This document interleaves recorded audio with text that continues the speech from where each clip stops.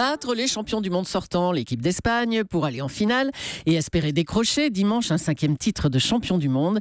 Le chemin des handballeurs français paraît tout tracé.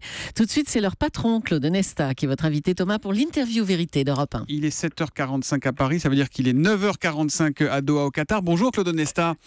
Qu'est-ce qu'ils font là, les joueurs ? Les joueurs sont en train de se lever, de déjeuner, et dans un petit quart d'heure, on a une première séance vidéo. Quel est le programme que vous avez concocté pour la journée ? Ils auront du temps libre, après ils se détendent, ils s'entraînent ? Écoutez, oui, on fait séance vidéo pour identifier un peu le jeu de nos adversaires. Nous partons à l'entraînement ensuite pour une petite heure d'entraînement. Et puis, du repos dans l'après-midi. Sieste, à nouveau vidéo pour refaire un point un peu plus précis, et puis on rentre dans l'avant-match où les choses commencent à se tendre, ça devient plus crispé, plus... Voilà, et puis jusqu'à la rencontre qui aura lieu, qui débutera à 9h. 9h pour vous, ça fait 19h à suivre évidemment en direct et en intégrale sur Europe 1. Et vous, est-ce que vous avez cette petite boule au ventre là ? Parce que vous êtes discret, vous, hein ? Vous avez un peu peur avant ce match ? Oh, je dirais pas la boule au ventre, parce que maintenant je commence à être un vieux routier, mais il y a une forme de pression, on parle moins, on est plus centré sur ses réflexions, sur les stratégies, C'est un peu chacun dans sa bulle, là. Oui, progressivement, tout au long de la journée, la matinée va encore être, je dirais, un peu plus partagée. Et puis, progressivement, dans l'après-midi, chacun rentre dans son petit monde à lui, chacun prépare la rencontre de manière un peu plus solitaire. Mais bon, je dirais que chacun sait ce qu'il a à faire aujourd'hui. On ne va pas réinventer ni notre jeu, ni la façon d'aborder le match aujourd'hui. Vous allez leur dire quoi, vos joueurs, avant qu'ils entrent sur le terrain, la causerie d'avant-match ? Parce que ça fait 14 ans que vous êtes là, à la tête de cette équipe de France. Vous avez encore des choses à vous dire ? Ils vous écoutent encore ? Oui, je crois qu'ils écoutent, encore une fois, non pas parce qu'on va leur expliquer tout d'un coup des scoops qui seraient essentiels. Je crois que c'est une façon d'apaiser un peu les tensions, une façon de relativiser. Parce que parmi eux, il y a des gens qui sont là avec moi depuis 14 ans. Et donc ceux-là, j'aurais tendance à dire, ils ont l'habitude de ces moments-là. Mais il y a aussi des petits jeunes qui vivent ça pour les premières fois. Et il ne faut pas le dénaturer pour eux. Il faut être plus près d'eux pour que peut-être ils se sentent un peu plus rassurés. Mais je crois que c'est surtout des mots sur le plaisir de vivre des moments comme ça. On ne peut pas avoir peur de quelque chose qu'on est venu chercher. Donc c'est vraiment... se dire que voilà, c'est une belle journée avec un moment exceptionnel, comme il y en a peu dans des carrières. Donc il faut le vivre pleinement, mais avec aussi beaucoup de concentration, d'application, et on l'espère d'efficacité. Ouais, ça on l'espère. Ça va jouer sur quoi cette demi-finale ? C'est le mental qui va faire la différence ? Parce que les deux équipes jouent très bien au hand. Hein. Oui, les deux équipes se connaissent très bien, les joueurs, beaucoup évoluent dans les mêmes clubs, donc il n'y aura pas de surprise, je dirais, dans le match en lui-même. Oui, il va y avoir un combat physique qui va être très sérieux, il va y avoir par moments effectivement du doute et de la confiance qui risquent de naviguer. Et puis après, il y a le moment souvent des hommes forts, c'est le moment où certains sont capables de faire les différences qui font que les matchs basculent. Parmi les hommes forts, il y a l'expérimenté Jérôme Fernandez, le vieux, 37 ans. Il jouera ce soir contre l'Espagne ou pas ?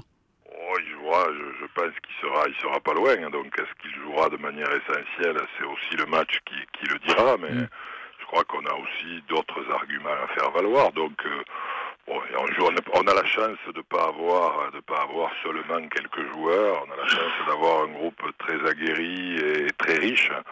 Donc parfois, vous savez, on fait beaucoup de scénarios, nous, les entraîneurs, et puis souvent le match, il se déroule autrement. Et je crois que c'est aussi dans la capacité à s'adapter à des circonstances et à des imprévus qu'on arrive parfois à gagner des matchs. L'autre demi-finale opposera Claude Onesta le Qatar à la Pologne. Objectivement et sans langue de bois, la vraie finale du championnat du monde, c'est à 19h ce soir entre les Espagnols et nous. Écoutez, la vraie finale, c'est celle qui se jouera dimanche, ça c'est sûr. Parce que c'est celle-là qui définira le champion du monde. On a dit sans langue de bois, Claude. Oui, non, mais après, bon, effectivement, dans l'absolu, si on fait l'analyse des forces en présence au départ, on peut se dire que ce match-là était le match des deux favoris. Maintenant, je pense que les deux autres, ceux qui sont arrivés jusque-là, n'ont pas volé leur place et ils entendent bien jouer le coup jusqu'au bout. Donc, un petit mot peut-être de cette équipe du Qatar. On y trouve notamment Bertrand Rouanet, qui a été champion du monde avec les Bleus en 2011 et qui est passé de l'autre côté. Est-ce que c'est vraiment normal? Est-ce qu'on n'est pas en train de tuer les sélections nationales en acceptant les mercenaires? Il n'y a que 3 Qatariens d'origine dans l'équipe du Qatar. Vous savez, il y a ce que le citoyen Claude Onesta peut en penser. Et effectivement, c'est pas l'idée que je me fais des équipes nationales, c'est pas l'idée que je me fais de la nationalité, c'est pas l'idée que je me fais de ces compétitions-là. Après, je crois qu'on vit dans un environnement réglementé, les règles sont ce qu'elles sont connues de tous. L'équipe du Qatar n'a pas transgressé la règle, elle l'a utilisée à fond. Alors après, ça vous emballe pas, mais vous faites avec les règles, quoi, en quelque sorte. Oui, mais je crois qu'on ne peut pas, nous, faire autre chose que ça. Cette équipe-là, elle s'est constituée dans le règlement de la Fédération internationale. C'est encore une fois pas l'idée que je me fais.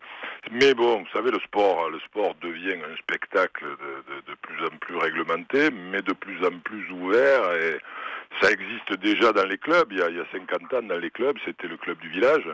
Aujourd'hui, on a des clubs avec des nationalités très, très éloignées. Maintenant, ce qui restait peut-être de la nationalité, c'était effectivement les équipes nationales et les compétitions internationales. Là, c'est en train d'évoluer. Bon, moi, je m'y retrouve pas vraiment à titre personnel, mais...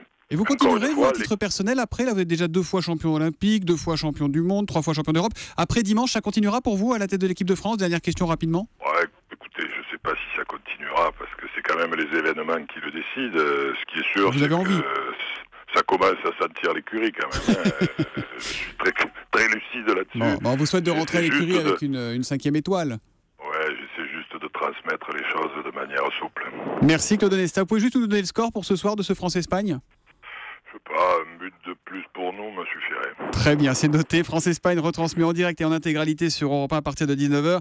Europe 1 plus que jamais, la radio officielle de ces championnats du monde. Merci Claude Onesta, bon match et allez les Bleus. Merci, au revoir. Au revoir.